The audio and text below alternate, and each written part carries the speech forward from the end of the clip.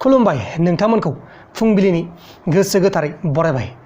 दिनै 7 अक्ट'बर 2020 बुधबार फैदो दिननि फुंबिलिनि माखासे मोजां गाज्रि आरो फिसा गेदेर खौरांफोरखौ फारि फारि मिथिनानै लानि।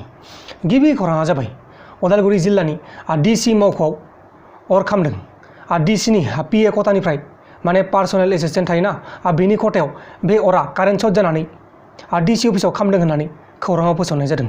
आरो उदालगुरि जिल्लायावनो आइजो फालांगिरि खालामग्राफोरखौबो एरेस्ट खालामनो हादों। लोगोसे दिल्लीनि इन्दिरा गान्धी इन्टारनेशनेल एयारपर्टआव 2 फरेनारफोरखौ नकलि डकुमेन्ट्सजों दावबायनायनि थाखाय एरेस्ट खालामनाय जादों।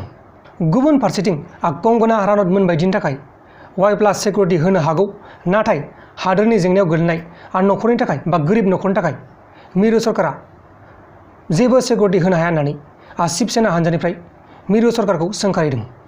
मानोना बलिउडनि एक्ट्रेस एबा कंगना रानौत बैयो जेब्ला मुम्बाइआव थांदोंमोन अब्ला बेनो Y+ सिकिउरिटि होदोंमोन। दा बेनिखायनो शिब सेनानि हान्जानि माखासे मानसिफ्रा मिरु सरकारखौ सोंखारिगासिनो दङ। अब्ला दानिया फैदो गुबुन खौराङाव। गुबुन खौराङा जाबाय हाथरस आरो बलरामपुराव जानाय जाथायखौ लानानै इउनाइटेड नेशननि क'अर्डिनेटरा कमेन्ट खालामनायखौ लाना एक्सटार्नेल एफेयार्स मिनिस्ट्रिया जेबो गोनांथि गैया होननानै बुंदों।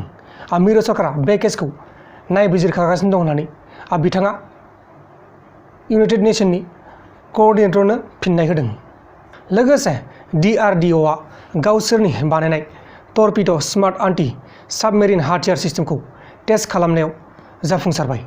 आरो बे खौरांखौ लानानै डिफेन्स मिनिस्टार बिथां राजनाथ सिंहआ DRDOनि गासैबो साइन्टिस्टफोरखौनो साबायखर जासिहरदों। गुबुन खौराङा जाबाय CBIआ बिहार मतिहाराव जानाय बिजनेसखौ लाना दावराव दावसि जानायाव गामिनि गावबुराखौ बुथारग्रा 3 गुन्डाफोरखौ एरेस्ट खालामनाय जाबाय। हमजानाय गुन्डाफोरनि मुङानो जाहैबाय रन्जन सानी, लक्ष्मी सानी आरो सनु गुप्ता। माने बिसोर 3आ गावबुराखौ बुथारदोंमोन। गावबुराखौ बुथारखांनायनि उनाव खारखुमानानै दंमोन। थिग बेबायदिनो दिल्लीयाव बिसोर 3खौ CBIआ एरेस्ट खालामनाय जाबाय। अब्ला दानिया फैलायदो गुबुन खौराङाव। गुबुन खौराङा जाबाय केरालानि त्रिशुर सोहोराव CPIनि ब्रान्च सेक्रेटारि अपु सनुपखौ माखासे मानसिफ्रा बुथारनानै गालांबाय। पुलिसफोरा फोरमायनाय बायदिब्ला मोननै ग्रुपनि गेजेराव आयेननि बेरेखा बाइक रेस बादायलायनायखौ लानानै दावराव दावसि जादोंमोन। बे दावराव दावसि जानाय समावनो मोनसे ग्रुपनिया पा सनुपखौ सिखा दागेरजों सुनानै बुथारबाय। आरो पा सनुपजों जायबा दंफायोमोन 3 लोगो, बैसोर 3खौ गोब्राब जखम खालामनानै गालांदों होननानै खौराङाव फोसावनाय जादों। लोगोसे दासान्दि लादाखआव सोलिबाय थानाय इन्डिया आरो चाइनानि दावराव दावसिखौ लाना chief of defence general Bipin रावतआ chief of army Manoj Mukund Naravane आरो RKS भादौरियाखौ लानानै मिटिं खालामदोंमोन। दावहाया जामारोब्लाबो मोनथाम फर्सआबो जयैनो खामानिखौ मावगोन होननानै मिटिङाव सावरायलायदों। माने जाखिनि दावराव दावसि जागासिनो दङ, बै दावराव दावसिखौ लानानै जेब्ला जुद्धआ जागोन बा दावहाया जागोन, अब्ला जोंनि बे हादोरनि मोनथाम फर्सफ्रा बाहागो लानानै बे दावहा नांगोन होननानै बिथांमोना खौरांगिरिनि मेलजों फोरमायदों।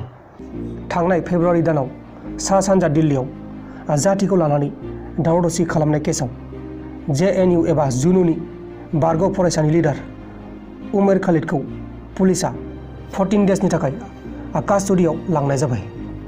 गुबुन खौराङा जाबाय सुशांत सिंह राजपुतनि केसआव एम्सनि रिपर्टआव मार्डार नङा होननायखौ लानानै न'खरनि मानसिफ्रा गोजोननाय मोनाखै। बेनिखायनो न'खरनि लयारआ CBI डिरेक्टर ऋषि कुमार शुक्लाखौ दिल्लीयाव थांनानै लोगो हमनो गोनां। माने बिथाङा फरेन्सिक्स टीम गोदान बानायनानै केसखौ नायबिजिरफिननो थाखाय रिक्वेस्ट खालामदों।